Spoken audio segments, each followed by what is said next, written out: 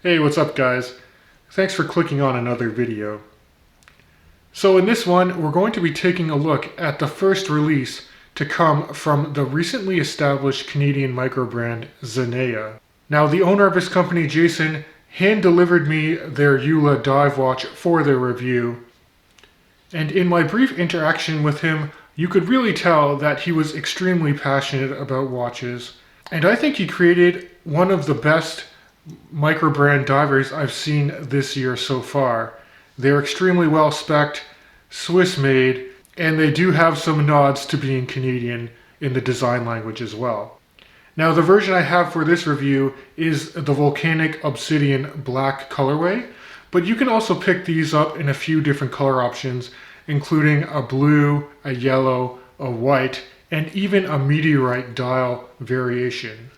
Now the current early bird pricing for most of these watches is $599 US, or I believe $799 for the meteorite dial, which when you take into account the quality and the spec sheet for these timepieces, you're getting an insane value. So let's flip the camera around right now and you guys can actually take a closer look at these really well designed dive watches.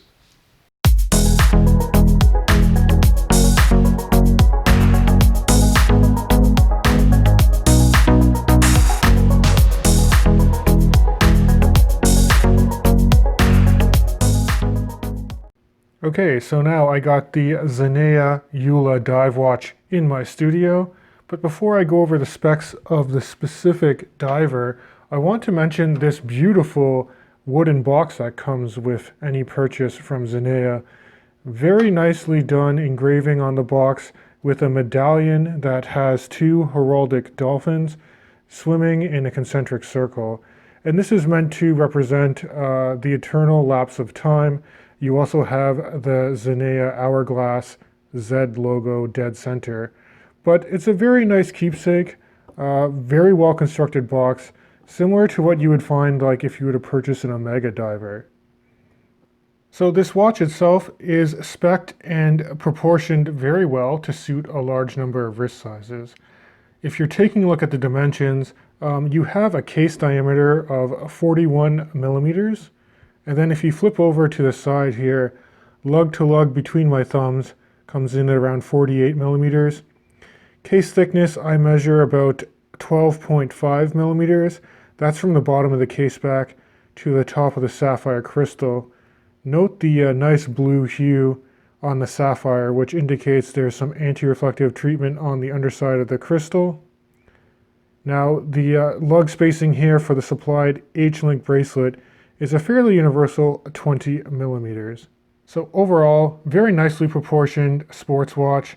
And again, I think if you have a wrist size anywhere between 6 to 8 inches, this will fit you very well.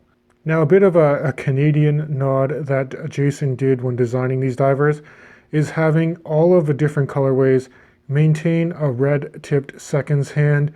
And there's also red 5-minute markings on the chapter ring on the periphery of the dial there. And it's the same color as our Canadian flag, which is a really nice touch. The overall design of the dial works very well in my opinion.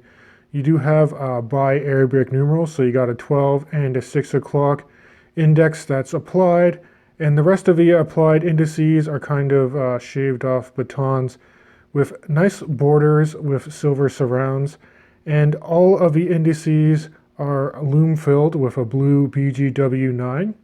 But what's kind of neat is that the lume on the handset and on the ceramic bezel insert is actually green superluminova. So you actually have a bi-lume application for this watch, and I'll throw up a low light shot now just so you guys can see how that looks. Now, it's not going to blow you away like Seiko LumiBrite Lume, but it does work very well. And on the actual production units for this watch, there's going to be additional layers of lume applied. So visualizing this watch in the dark should not be a problem whatsoever.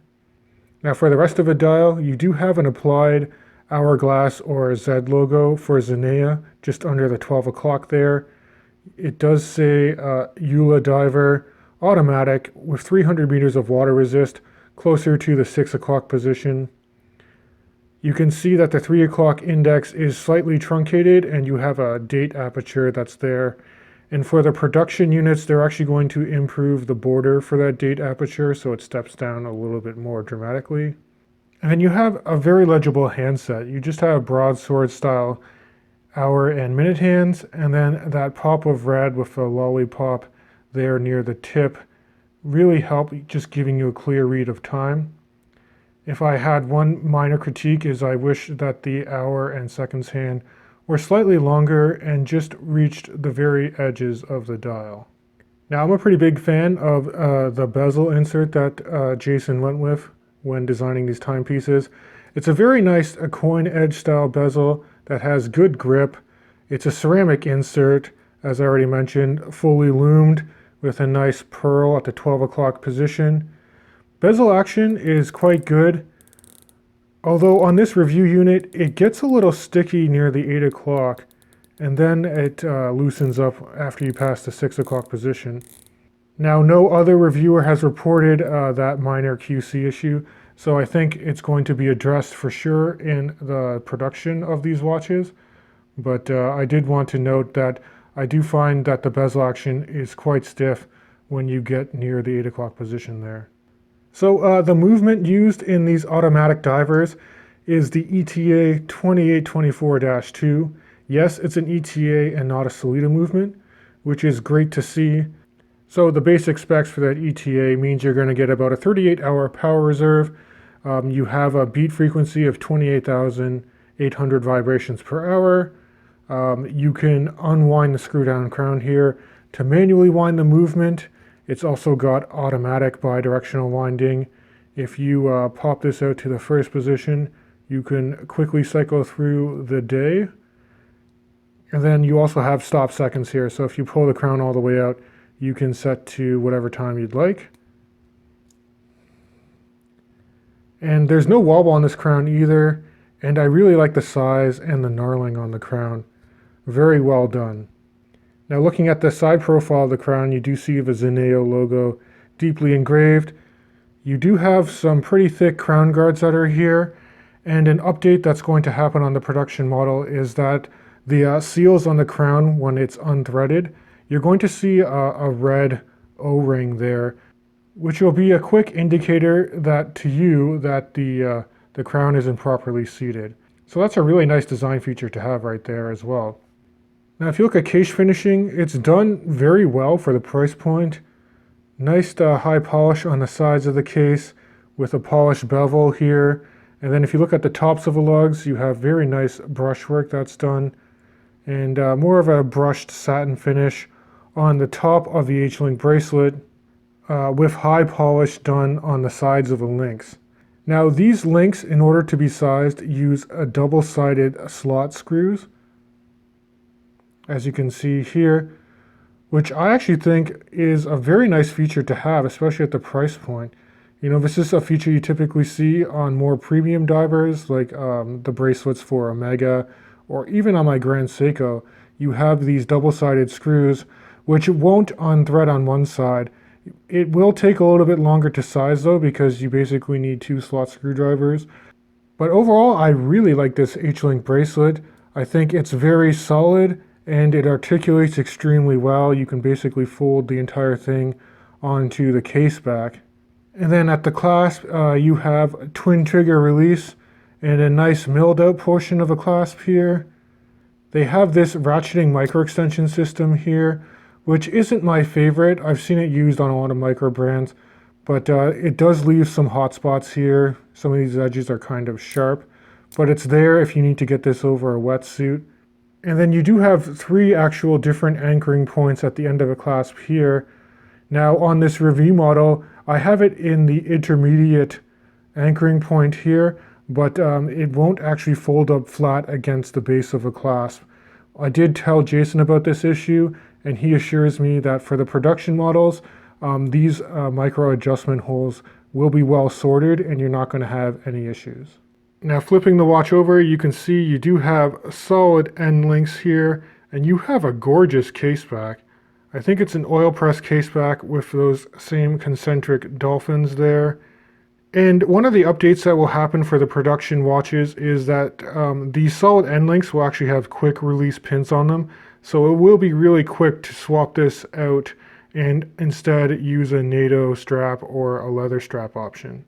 Now, speaking of strap options, if you do purchase the Eula diver, I do believe it will come with an accessory leather strap, which is actually very high quality.